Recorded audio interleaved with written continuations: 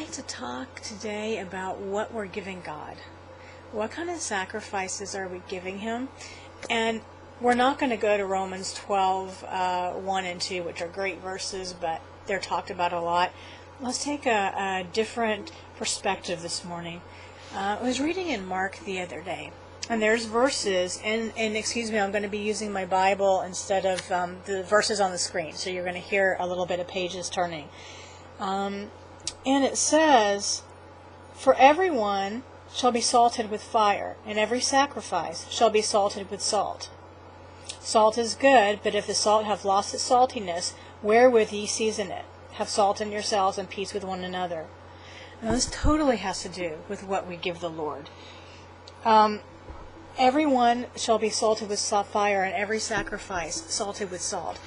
What does it say that Christians are in Matthew? It says that we are the salt of the earth, right? We're the salt, the preservative, right? The seasoning, the taste. What is sweat?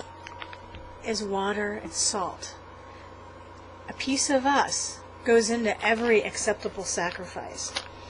In 1 Corinthians, it talks very much about our works, if you will, our sacrifices unto the Lord. And it says that Jesus Christ is the foundation. Now I'm starting here in 1 Corinthians 3:12. "Now if any man build on this foundation gold, silver, precious stones, wood, hay, stubble, every man's work shall be made manifest, for the day shall declare it, because it shall be revealed by fire, and the fire shall try every man's work, what sort it is." Now still we're talking about the work, or the sacrifice, if you will. We're not talking about the person yet. "If every man's work abide, which he hath built thereupon, he shall receive a reward. If any man's work shall be burned, he shall suffer loss, but he himself shall be saved, yet so as by fire." Now, while nobody's going to go enter into heaven maimed, okay, we're all going to have these new bodies and whatever. It's not talking about that. But spiritually, you see in the physical, which is our object lessons here, what someone is after they've come through the fire. Now, spiritually, we see things like Daniel in the lion's den, and we know that through fire things are purified. But if you look at someone physically that has been burned, that has come through fire, okay, and this is talking about a trying of the works, and then that person will be saved yet as by fire. In Leviticus 2:13, which is written for our example, they're a type and shadow, right? It says, "Every oblation of thy meat offering shall thou season with salt. Neither shalt thou suffer the salt of the covenant of thy God to be lacking from any meat offering. With all thine offerings thou shalt offer salt."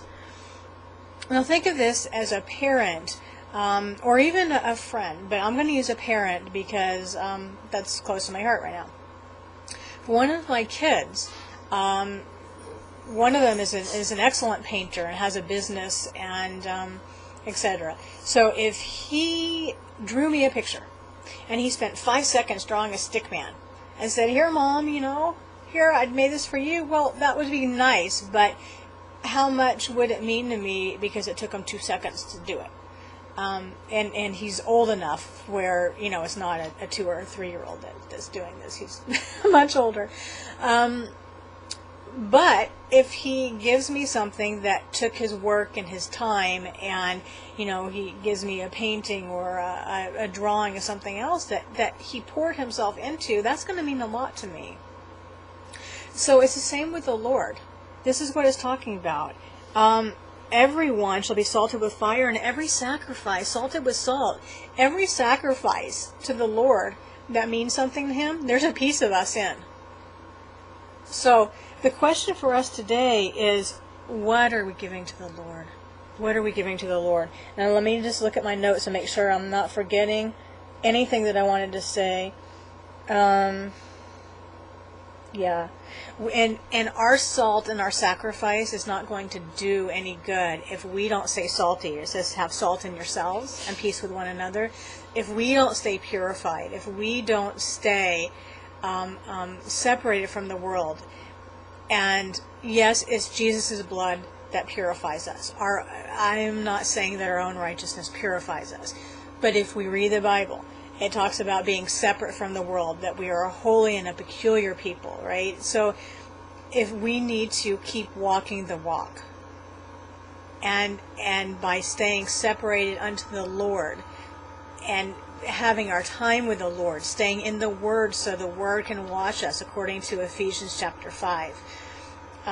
When we stay a vessel that's acceptable to the Lord, then when a piece of us goes into something that we give Him, then it means something.